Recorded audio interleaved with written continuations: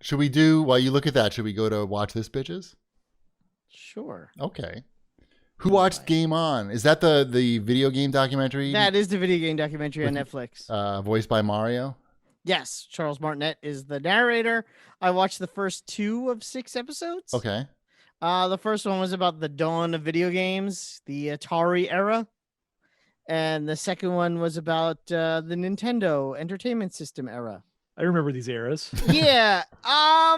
If you know a lot, you actually might get annoyed at how much they skip around and what they skip over. Oh, you don't like that though. You don't like it if they don't go in chronological order. It's not even the not going in chronological, which yes, that is a fact. I hate that in documentaries. Documentaries about history should go in the order of the history. Don't worry about telling a compelling story. We need to know it. We need to know what happened. That's why he likes the old guard. It's pretty much linear. No, there's some and well, I don't know. You tell me. In the second episode about Nintendo, they go from test market launch. Remember the test market launch in '85 in Macy's in New York City? Yep. They go from that in '85, '86, and then they jump right to the Nintendo World Championships of 1990, with no discussion of anything that happened in between. There was nothing in between. It's all blur. Just too 5 much success. years. Blur. Just 5 years, and then they're like, yeah, and then the Nintendo World Championships happened, and that was the peak of Nintendo. Let me ask you this question, because I watched the trailer for that. Mm-hmm. Is the narration good? I feel like He does a fine job. It's not distracting. It's okay. Yeah. It's not like and then the Nintendo. No, I know Hey, that, but It's just me. It's just him making grunting sounds, and you have to read the narration at the bottom. Yeah. that should be a Nintendo documentary. That's how there's no voices. I mean, is this thing worth watching? It's on Netflix, right? So I'm not gonna watch it anyway. Right. You're not gonna watch it You're anyway. But 6 episodes doesn't seem like enough for anybody. Who lived it. There's part of me that wants us that I'll probably keep watching it just because it's something to put on before I fall asleep. But that's basically where it is. Like I watched that other documentary. I don't even know what it's called. My wife put it on. I think it's called like Connected or something like that, where each episode they describe how something connects us all. And we watched the episode about poop, and that was more interesting than the episode about video games. How poop connects us all? Yes. Is it the sewers? They did go through the sewers, but also how we get rid of it. Yeah, they showed a piece of poop that was like 2,000 years old or something like that. How does that connect us? We all passing it around or something? Basically, what's in the poop from 2,000 years ago is actually healthier than what's in the poop of most people today, and we could learn something by don't eat French fries. Yes, that is exactly. The poop isn't nearly as delicious as it is today. Also, we're putting exactly. Worldwide, people in cities use so many drugs that all the fish are high. That makes sense. Yeah. That's pretty funny. Yeah, it is pretty funny. It's good. Like if you're a fish, I feel like you'd want to be high. I mean, you think about how much it must suck. Yeah, right. You're going to be eaten probably. Yeah. Or get a hook through you. Mm-hmm. You might as well be like, whoa, check out that jellyfish. What else you watching, bitches? So Wombat and I got out of the blue, completely unasked, press access to the DC television page. What? I don't know. The DC universe. Yeah, DC, because of this fandom thing that happens in 2 days. Mm-hmm. I don't know. I'm with Shipwreck. I'm not sure how we got on the list, but I thoroughly appreciate it. Mm-hmm. DC fandom, which is they sent us these logins to their press credential sites.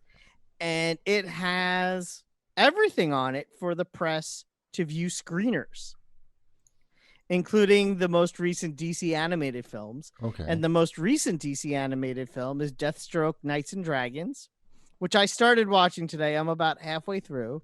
By the way, can I interrupt you for 1 second? You can. Yeah. The documentary, I believe you got the name wrong. Oh, did I get it? Is it called Game High Score? Is that what it's called? Why did I think it was called Game On? Wait, I'm trying to show this thing. How come it's not showing? Oh, man. I was trying to give this guy Now I have to look it up while we're doing a show. Netflix. Right. No, it is. It's called High Score. You're wrong. Oh, it's called High Score, not Game On. Yeah. And it's still bad, so it doesn't matter. Bad? I thought you said it was good. No, I said it was good to watch before I fall asleep, but I would prefer it if it was more linear. Oh, right. Yeah. So anyway, I watched all of this. High Score. I'll say it again. High Score. Right. What is Game On then? Maybe it's just something I saw while browsing. Anyway, go on, Deathstroke. Oh, so yeah, Deathstroke, Knights and Dragons. I know you guys religiously watch all of these DC animated movies. I've seen probably 95% of them. I watched The New Frontier again this week with Elliot for the first time, and he loved it. That's probably the best of them. Okay, so your children aren't ready for it yet. I've seen none of these, right? Because these are cartoons for adults. Mm-hmm. Yes.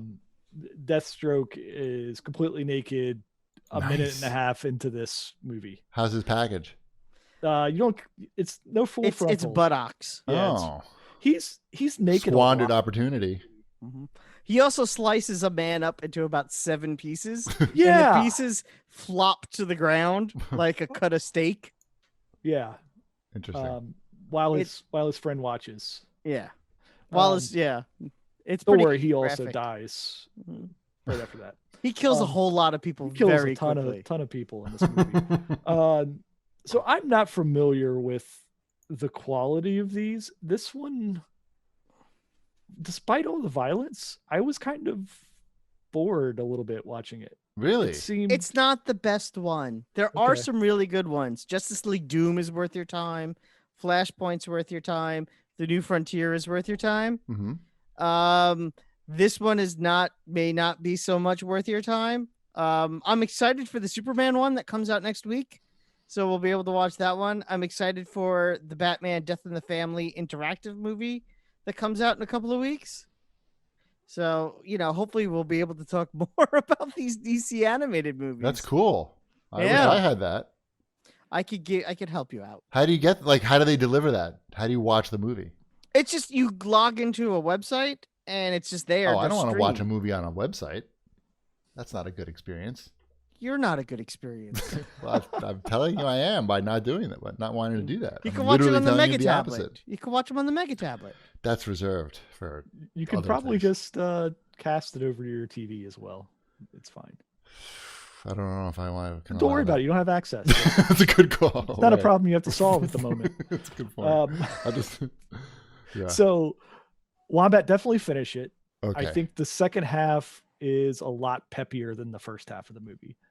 The first half, I think they're just going way too deep into Deathstroke's backstory, and a lot of what they show they also covered in the season 2 of Titans.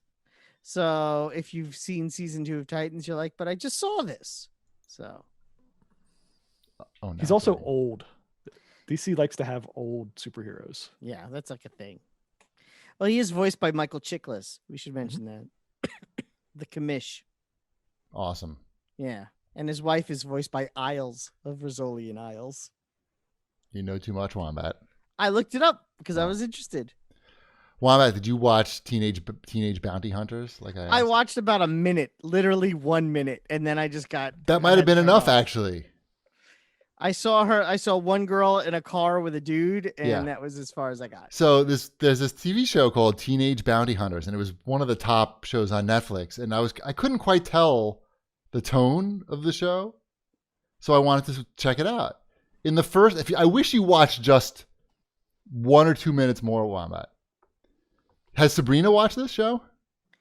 No, she has not watched that. She's on to Brooklyn Nine-Nine now. In the first, a little more appropriate. In the first 3 minutes of the show, it's two, are they sisters? I guess they're sisters, and they're at a Catholic. They attend Catholic high school. They're each in a car with their boyfriends. Okay, one of the girls is trying to convince the guy to fuck her. Okay, she's got the condom. He's like, no, I'm very religious.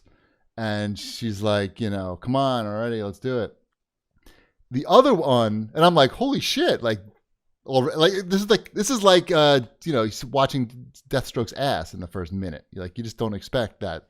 I thought this was like a light romp. Then they switch over to the girl in the other car, and she's jerking off her boyfriend, or she's she just finished jerking off the boyfriend. I can't remember. And talking about her new technique that she has. And the guy's like completely fucking disinterested. He's just like, yeah. She's like, which part was the best? And he's like, oh, the part where I finished. And I was like, what the fuck is happening? And then the girls, they get out of the car and their cars are parked right next to each other. And the girls just like, they say goodnight and the girls get into the car with each other. And I was just like, what the fuck is happening? I don't know. I don't know if anybody was sort of shocked by that. Do they bounty hunt? They do. They get like somewhat involved by accident in a bounty hunting thing. And it turns out they're not only very horny, but they're good at bounty hunting. And they become bounty hunters with. So is this show supposed to be funny? Yes, I think it's supposed to be funny. I think it's supposed to be like Porky's meets Dog the Bounty Hunter. But the girls are in high school. And they're horny. They're very horny, at least in the first 5 minutes of the show. I haven't seen the rest, but that's my review of Teenage Bounty Hunters. Howard Stern would love it. This is exactly his shit. I'll call him after this. Let him know. I don't think there's nudity because the girls are in high school. So, supposedly it's kind of weird. Like, aren't you supposed to feel weird? Like if I'm going to be 47. Like shouldn't I feel weird watching high school girls have sex in a car? Captain High School Girls in Trouble? Yeah, Yes. right. So like, why is this on Netflix? Like the top show? Like, is it okay? Like, who's supposed to be watching this? Other high school girls? I didn't understand what was happening. And I looked it up because I was like, this sounds like something that like guys made, but it's made by women. I don't know. It's weird. Shipwreck, you in Wombat, you have daughters. You're gonna have to like be on top of this shit. That's why I don't have Netflix. We had a barbecue at Sabrina's boyfriend's parents' house on Sunday. Yeah? How'd that go? It was fine. They're nice people. Uh-huh. I had a cheeseburger. Nice. We played Cards Against Humanity Family Edition. Oh, okay. I was gonna say Family Edition. Sounds dangerous.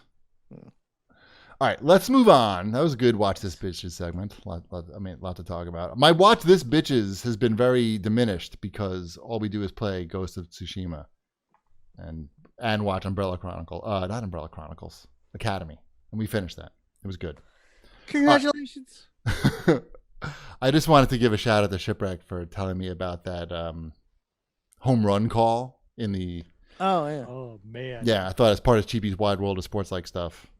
I was very pleased to watch that video of the guy trying to apologize for his his gay slurs.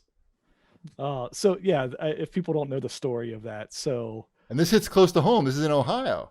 Yeah, it's Cincinnati. It's our main broadcaster. It's it's his guy. He's a famous broadcaster. He does NFL. Well, he did NFL games, and he was the main Reds broadcaster. He's the son of the voice of the Reds for generations. Like he's doing like a lot of car dealer commercials, probably local car dealers. He's got some local ad type of stuff. I mean, he's a nationwide broadcaster that he had his mic was hot coming back from a commercial, and he said some derogatory slang that was not said. The tone of it was not said in even a way that you could construe it of like, oh, he was just lightheartedly saying something like with a friend. Right. It was like, oh no, that's bad. Don't do that. Yeah, I didn't actually hear what he said. I only heard the apology after. He said it just cut in like mid-sentence, but he said, what I think it was one of the fag capitals of the world. You're not supposed to use the word, He's from Ohio. What does he know? Look. Oh, now you're gonna have to apologize in the middle of the show. I'm not saying you're gonna get. Now you have to like, oh, and GB hits a home run. I'm gonna do something awesome and then just apologize. I'm so sorry for what I said. The ball's going back. I really didn't mean it. How can I say such a terrible? And the ball goes back. It's gonna be a grand slam. I am so sorry. What city was he talking Grand about? slam. Oh, I'm the I don't know. worst. Do we not know what city he was No, talking because about? it was a conversation that he was having with somebody else. It wasn't the other team that they were playing. I Is don't it one know. of those F cities? They were I don't know. It was they were in Kansas City. They were playing in Kansas City. Oh, I'm not sure about the population there. I'm not, no idea. But I'm not on yeah, top of these. so later in the game, like a couple innings later, he's like trying to do his apology, and it wasn't really an apology. It was like oh crap, I've done something horribly wrong and my career is in Over. jeopardy, Right. basically. So Right. he was saying, like, he was giving his like I'm a man of faith type of talk, and then while he's giving it, a Reds player hits a home run and he immediately goes out of the apology Oh and my starts God. like, and there's a drive. No, but it's the worst home run call you've ever heard. That's the key part. He's not good at home run calls anyway. Oh, his are always like that, like His so are low always energy. pretty bad. Like, he's not a very excitable announcer, unless something negative is going on. Right. So yeah, but it's like he's sitting there doing his apology. Like, he could have kept going with the apology. It doesn't matter that a guy hit a home run. Do your apology. He's like talking about like he's going to take his headphones off maybe for the last time. Like, but at the same time, he's professional enough to be calling this home run. It was yeah. It was pretty We're great. never going to see that again. You could never Him. time that better. No. It's like Or a worse. movie. It's like Whichever that's the way you movie. say It's it. like Naked Gun Part 4. You know, he's like doing a eulogy Yeah, for somebody, and it's the guy like hits something a that would home run. happen in Major League, Yeah. like Major League 3. Bob Totally. Uecker would have delivered it better though. Yes. He would have got excited. He would have got fired up for it, I feel. And for the record, I do not use that word or have that in my vocabulary other than describing He what wants to- somebody else specifically Yes. said there. Right. We know that. Get your chair ready, Shep. It should look like this. I already have my chair. That's why I'm prepared. I have my apology chair. Right. I'm good.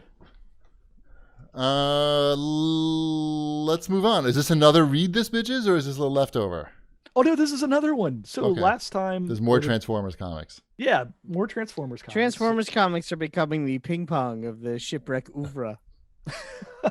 I read a lot of Transformers comics. So last time I brought up one that was a crossover. They currently have two different crossovers going on. They have the Terminator crossover, which I read issue 2 of that, and then they have this crossover, and I'll hold this up. It's the Transformers and My Little Pony crossover. What? Friendship in disguise. Friendship in disguise. My Little Pony. So We have very strong Fluttershy, ties. we must get the Allspark. basically, yes, you've nailed who this comic is for, Wombat. if you know the characters, this is Emmeline likes Transformers. She likes My Little Pony. I don't know how many people are out there like that. I know that there's the bronies or whatever, but this is a weird. Other than it both being Hasbro and both being in the Hasbro cinematic universe, of course. It's a decent crossover. It does the same crossover stuff as always. Like, they match up the characters. Who's like, fucking looking for My Little Pony though? I guess the My 40 Little the Pony same. is actually, like, I'm not a brony by any means, Right. but as far as kids shows go, that one is written really well and voice acted really well. Great. Yeah. Okay. Good. So You haven't. Oh, you don't have Netflix, so you can't watch the new Transformers. It's probably better. I don't Probably better that know. way. I mean, you got Do you want to Rarity- watch the new Transformers? You got Rarity running around with RC in this comic. Oh, in the comic, yeah. But what about you're not interested in the Netflix series at all? You told me it wasn't necessarily that good. Well, it looks good though. Like if you turn the sound off and just I don't think you're selling this. it's good in the background of if you're having a party or something. Just have the video playing. I think it would be pretty cool.